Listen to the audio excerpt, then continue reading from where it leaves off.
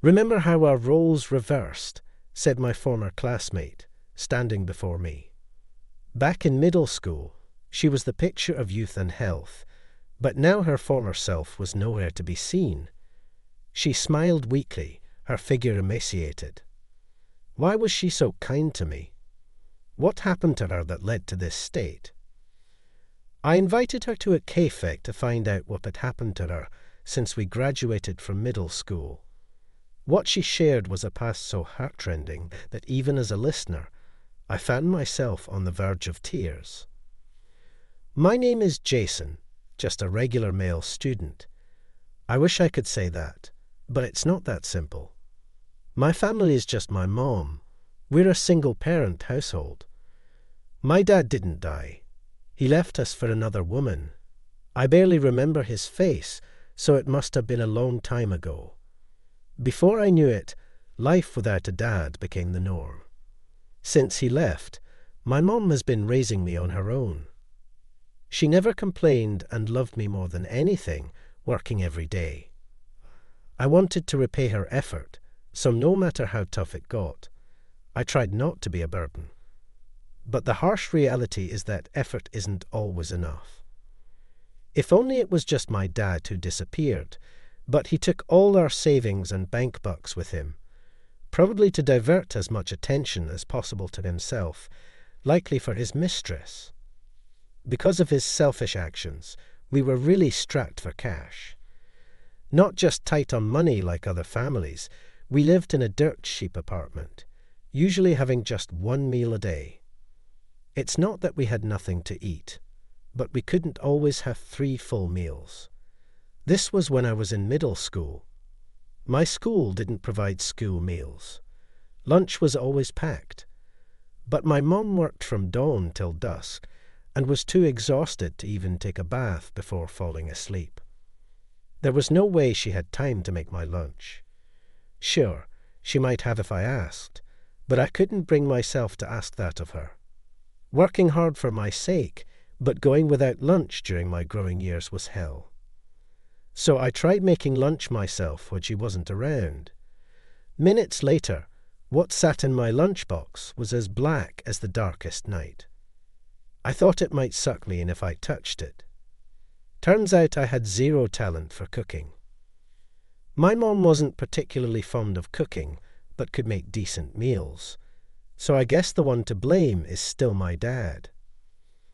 I always brought a slice of bread with strawberry jam on it. Everyone else spread out lunches made by their parents or grandparents, chatting and enjoying their break. But I didn't belong there. Not because I was ostracized, but because their lunches were too dazzling. What everyone else had in their hands seemed unattainable for me. Watching them with envy, I felt incredibly small nibbling on bread. I couldn't stay in the classroom thinking, so I declined my friends' invitations and sought a place where I could be alone. My only companion was my bread.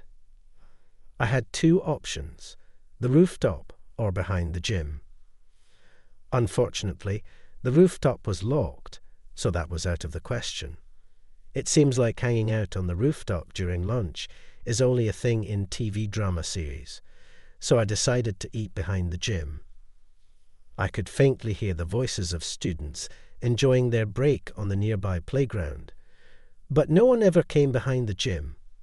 There I could savor my solitude, unseen by anyone. Until that day, I was late for lunch because of committee work. But my lunch was just a slice of bread, so it didn't take long to eat. I hurried to my usual spot behind the gym. There was someone already there. It was the first time I saw someone else here during lunch break, and it was a familiar female student. Her name was Sarah, a girl from my class. She was the daughter of the president of the Kensington group. In other words, super rich, but she wasn't snobby or arrogant. She was just a normal, kind girl to everyone. We got close, just exchanged greetings. There was Sarah, squatting in front of a drain behind the gym, doing something. What is she doing here? I wondered, and moved to where I could see her hands. She was holding a lunchbox. She had it tilted open. It looked like it would fall, and just as I thought that, it happened. "What a waste," I blurted out without thinking. Sarah flinched at my voice. She turned quickly and hid her lunch behind her. She must have been surprised, probably didn't realize I was watching from behind. As she stumbled over her words, I immediately approached her. "I'm terribly sorry for startling you, but are you not going to eat that lunch?" She was the daughter of a company president, so I spoke to her in the most dignified language I knew. How I hoped, if you're not going to eat it. May I have it, please?" I was famished from having gym class right before lunch. My stomach felt like it was stuck to my back. A slice of bread was too harsh for a growing middle school boy. Her lunch looked lavish, even from a distance, and the quantity seemed too much for a girl's lunch.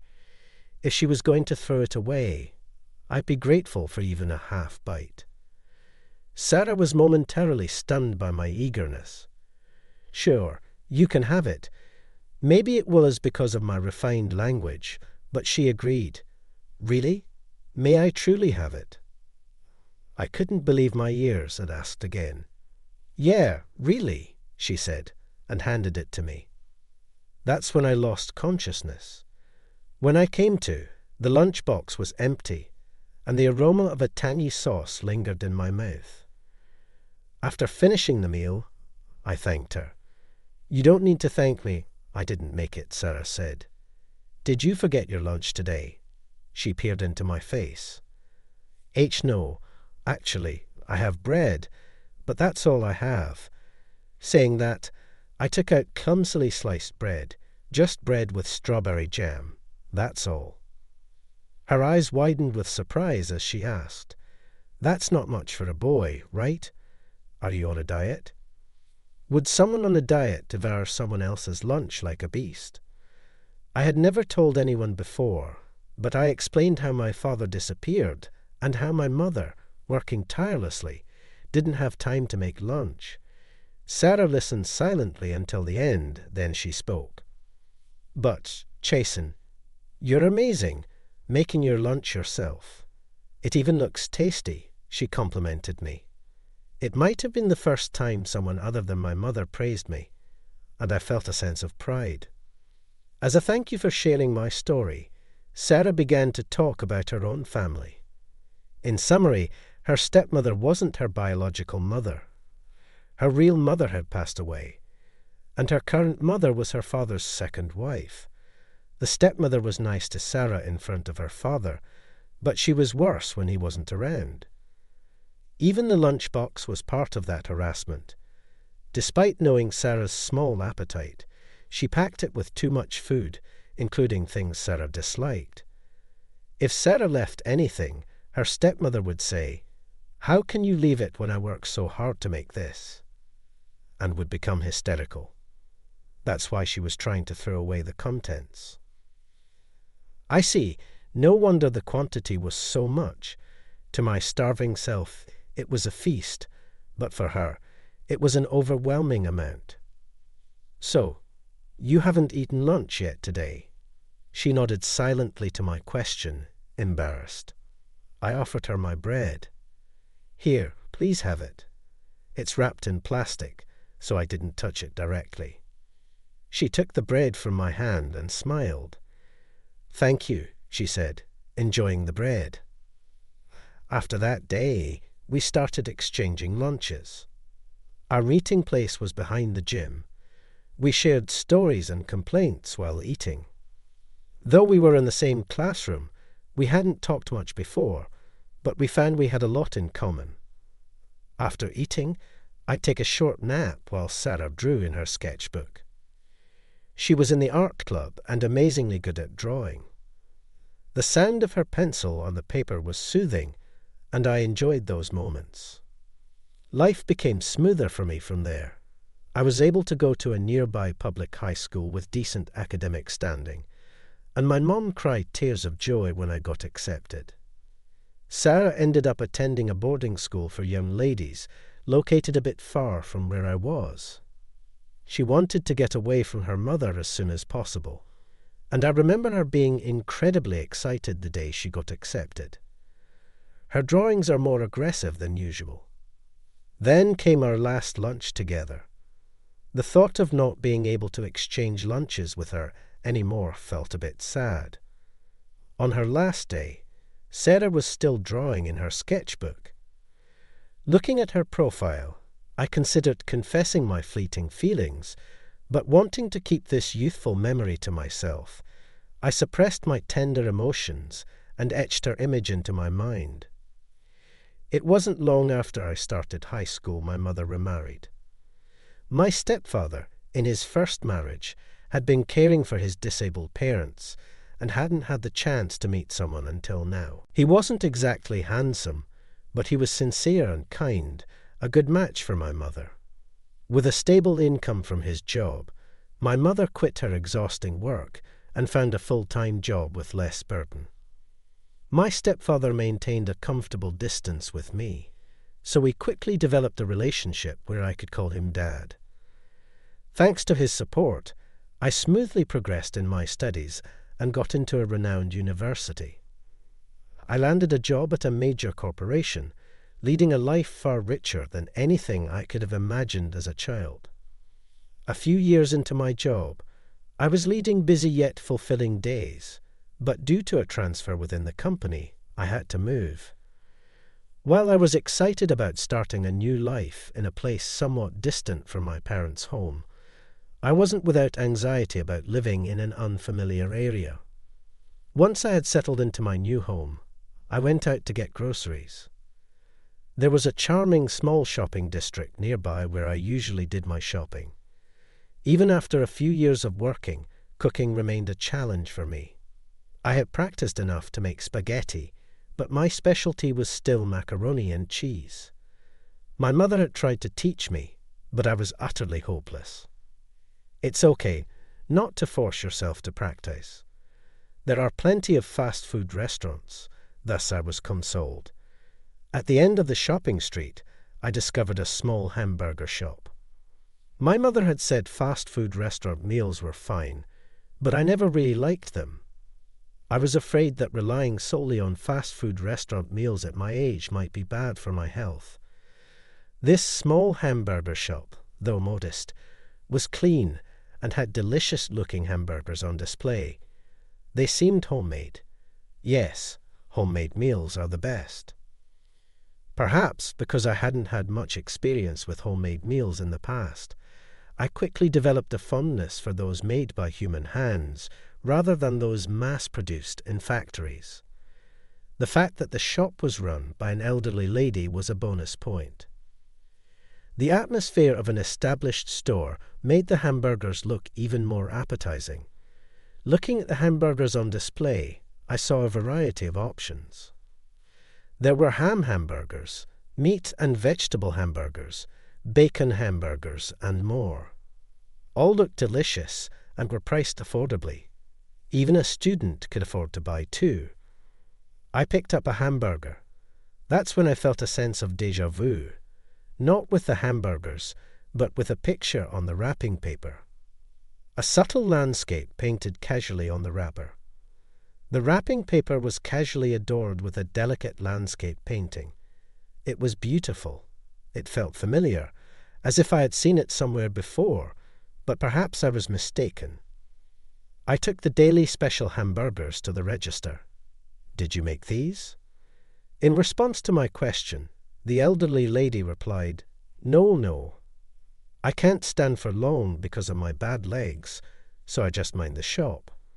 But these are made by a beautiful lady, so they are really delicious." With a smile, she packed the hamburgers into a bag for me.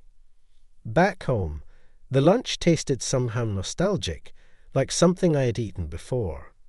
Since then, I became a regular at that small hamburger shop in the shopping district. Sometimes there was someone other than the elderly lady at the counter, apparently her husband. I wondered, why has my wife dressed up lately? It's because of you, young man. he'd say with a hearty laugh while selling the hamburgers.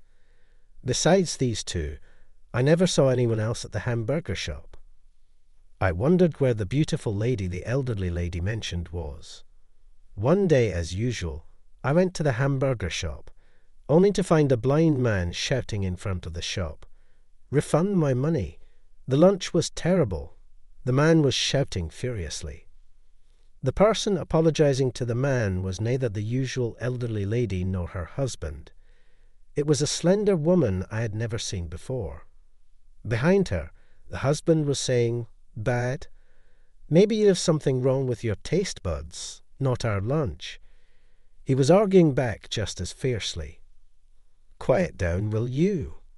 The elderly lady scolded her husband. Indeed, it seemed like the husband's competitive nature was escalating the situation. I pulled out my cell phone and began speaking loudly. "Yes, that's right. At the exit of the shopping district, there's a man causing a big scene here." That's what I said, of course. I wasn't really connected to anyone hearing my voice. The blind man quickly left the front of the hamburger shop. "Thank you, dear." This foolish husband of mine just had to say something, causing trouble for poor Sarah. The elderly lady nudged her husband. "It's the fault of that young punk for criticizing Sarah's cooking," he grumbled, heading back inside. I was honestly stunned. The fact that both of them referred to this slim woman as Sarah shook me.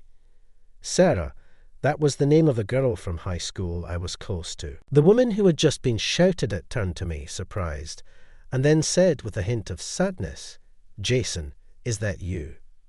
She asked hesitantly, almost as if praying. Her expression seemed to convey a wish that I wasn't who she thought I was.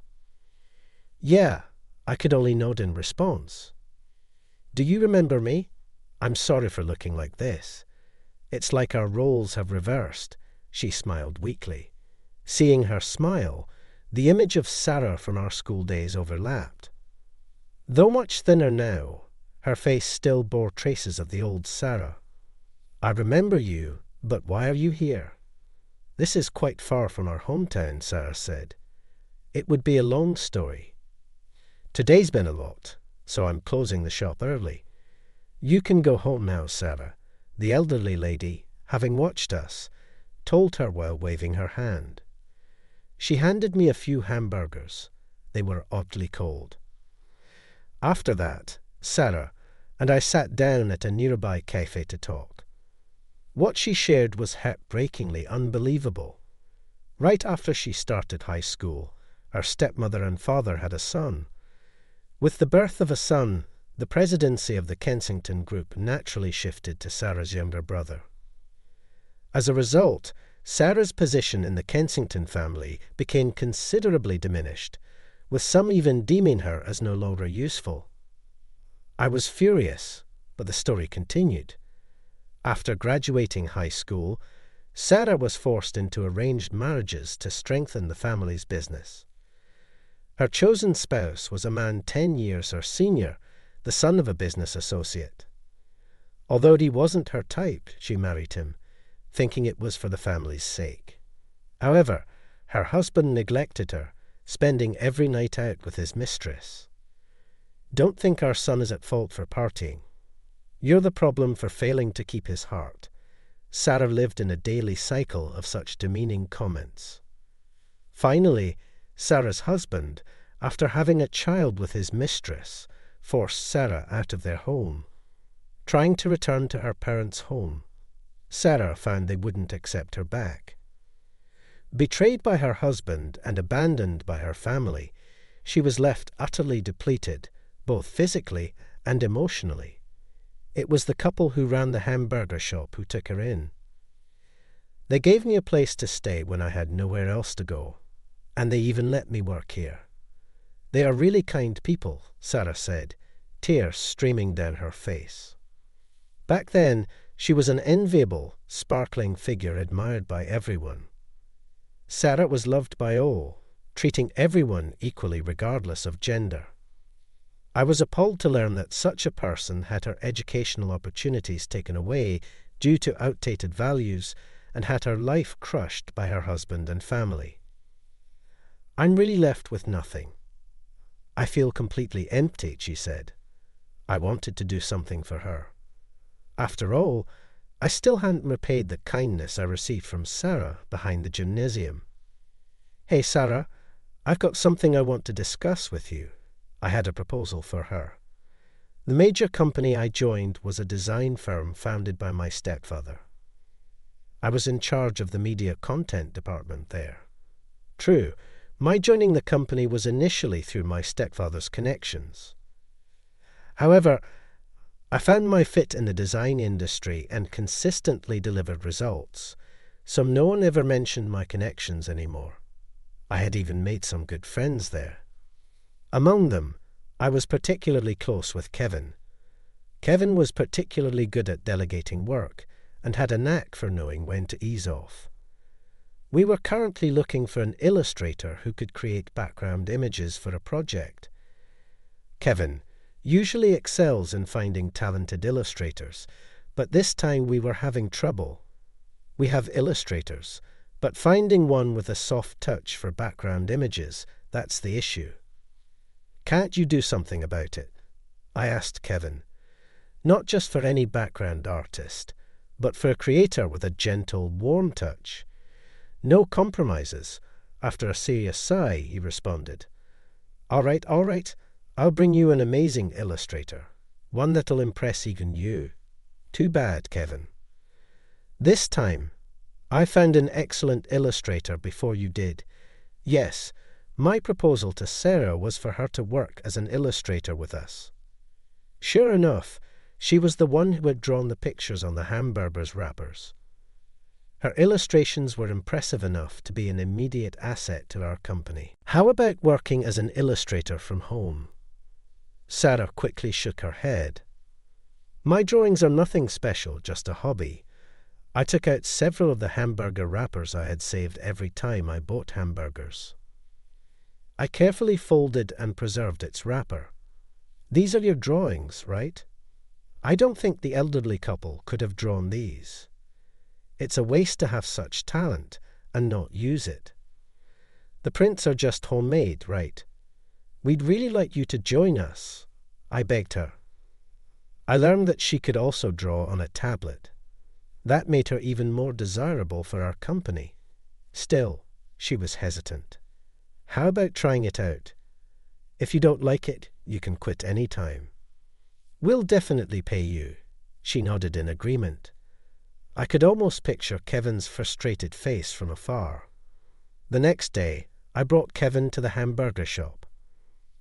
I can't stand that you found an illustrator before me. It's truly regrettable, he declared, eager to see that talented artist for himself. Standing in front of the hamburger shop, the elderly lady greeted us. Oh, you brought a friend today, she said, handing me several pieces of paper. She got really enthusiastic, it seems, she added. The paper she handed me had wrappers with softly rendered warm illustrations. As expected, they were excellent. Kevin peered over. What is this? He exclaimed, practically flipping over. Well, these are beautiful hand-drawn relish. Humans' evolution is amazing, he blurted out. At breakneck speed, this delicate touch, just what Jason was looking for. And there he goes, tripping over his words, leaving a flustered Kevin behind. I looked toward the back of the shop and saw Sarah peeking out, trying to hide. I begged her. I was eager to make a formal request right away. Sarah rushed out from the back. I'll take the job. Just please stop begging me like that, she said playfully, punching me. I was relieved that Sarah's involvement meant the project might succeed and that our connection wouldn't fade away. About a year into Sarah's contract, she quickly became a popular creator. How did you find her? You must have used up all your luck for the rest of your life, Kevin would say enviously, almost every day. But now I even found his jealousy comforting. I was proud of having discovered Sarah's talent as a creator. While continuing her part-time job at the hamburger shop, she was actively improving her skills and even planning her own exhibition. Apparently, Sarah's ex-husband started trying to get in touch with her, despite her smoothly sailing life. Ironically, it turned out the child he had with his mistress wasn't his. Serves him right after mistreating Sarah and driving her away. He was reportedly cut off from transactions with the Kensington Group. This was due to Sarah's father being furious over the excessively cold treatment she received. Consequently, he lost credibility in his industry, and his business rapidly deteriorated. The ex-husband, now thinking that reconciling with Sarah might mend ties with the Kensington family, had recently been stalking her. When Sarah consulted me about her ex, I switched to remote work. Additionally, I started working from a corner of the hamburger shop. As expected, her ex-husband showed up there. During a meeting, I heard arguing downstairs. "Come back. I'll give you a better life than this lousy hamburger shop."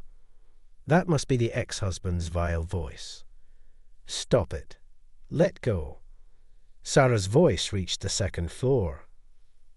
I expected the hamburger shop's husband to come yelling any moment, but his voice never came, nor did the elderly lady's. After a moment of thought, I remembered, that's right, both the elderly couple were at the hospital today, leaving Sarah alone in the shop. I hurried downstairs. A shabby-looking man was grabbing Sarah's arm, trying to drag her away. I immediately intervened. "Who the hell are you?" "Outsider, Shinbutun." "Outsider, that's rude," I said, handing him my business card. "I'm Jason, Sarah's fiancé." I introduced myself. Seeing my business card, her ex-husband's face turned pale. In the past few years, I had been recognized for my achievements and had become the executive vice president of the company. Moreover, my stepfather's company had grown significantly, now even appearing in TV commercials. "I've consulted our company's legal advisor about you. If you turn around now and never show up in front of us again, we can let this stalking incident slide." After I gently explained, the ex-husband grumbled and then ran off. Sarah was initially surprised to learn that her father had influenced her ex-husband's downfall in the industry. She had thought it was her father who hadn't allowed her to return home. However, due to the recent stalking incident by her ex-husband, Sarah had an opportunity to talk with her family. There, she learned that it was her stepmother who had refused to let her return home. The stepmother had made this decision on her own and reported it to Sarah's father in a way that suited her. I apologized to Sarah for pretending to be her fiancé to get rid of her ex-husband. It actually helped. "I knew you were just trying to defuse the situation," she said, smiling brightly like she used to in our student days. Seeing that smile, I decided and took Sarah's hand. "I want to be your fiancé for real. I've liked you since middle school. I want to be with you with marriage in mind," I confessed right in front of the hamburger shop. Our wedding day was blessed with clear skies. The only guests were my parents and Sarah's father. Although it was a small ceremony attended only by the elderly couple who run the hamburger shop, it was a lovely occasion filled with smiles throughout. During the ceremony, Sarah and her father had a moment to talk alone, seemingly resolving their past conflicts. Her father was unaware of the stepmother's cold treatment towards Sarah. Upon learning the truth, he immediately made a phone call. "I'm sorry for all the hardship you've endured for so long. I can't divorce her, but I will leave that house and live separately. I'm sorry for making you feel lonely." Saying this, Sarah's father apologized to her, tears welling up in his eyes. Sarah was surprised to see her father's tears. For the first time, men cry too, you know.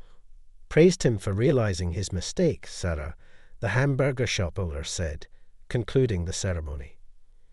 My mother and stepfather continue to have a great relationship. I want to build a family using these two as a role model.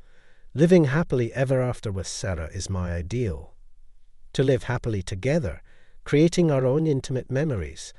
What a bright and beautiful future it seems.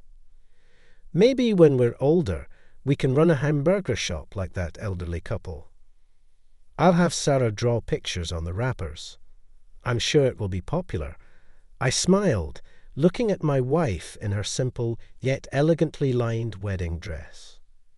Who would have thought a small hamburger shop in a shopping street would bring such a profound connection with Sarah? Suddenly, my wife's profile overlapped with the one I used to secretly admire in middle school. When I mentioned this to her, she said, "Actually, back then, I secretly drew you," as she smiled shyly. I felt an overwhelming love for her and wished for our happiness to last forever.